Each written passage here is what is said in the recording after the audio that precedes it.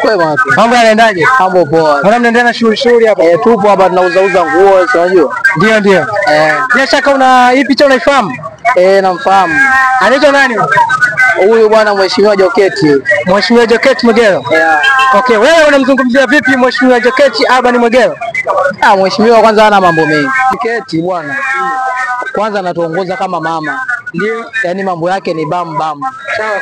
Unajua sasa hivi 50% babu. Ndio. Kwa hiyo sasa hivi haina si mwanaume haina mwanamke, yani mambo ya usawa. Sasa hata mama katoka baba, mama ametuwakilisha sasa hivi. Ndio. Kwa hiyo mambo ni bam bam.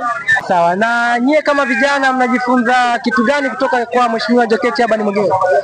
Tunajifunza yani kwamba tuwe waadilifu. Unapopewa madaraka bwana inatakiwa uwe na tamaa kwanza. Unajua vijana wengi siku hizi unajua wana tamaa. Mtu unampa madaraka anataka yani kila kitu ajibidishe yeye kwake. Lakini mheshimiwa hana mambo hayo. Tunaona amenyooka kabisa. Kama nilivyokuambia kauli yetu ile yani mambo bam bam. Yani hapa tunajiandaa kwa ajili ya kupiga kura hiyo tarehe ngapi mwezi wa ngapi? Ndio. Bado miezi michache tu. Bado miezi michache. Ndio tunajiandaa huko. Ndio. Tukawape kura zetu waheshimiwa. Okay, sawa. Bwana sisi tupo hapa machinga kwa ajili yenu. Ndio. Tunawasupport tupo jino kwa jino. Ndio. Wanasema kazi iendelee. Kazi iendelee.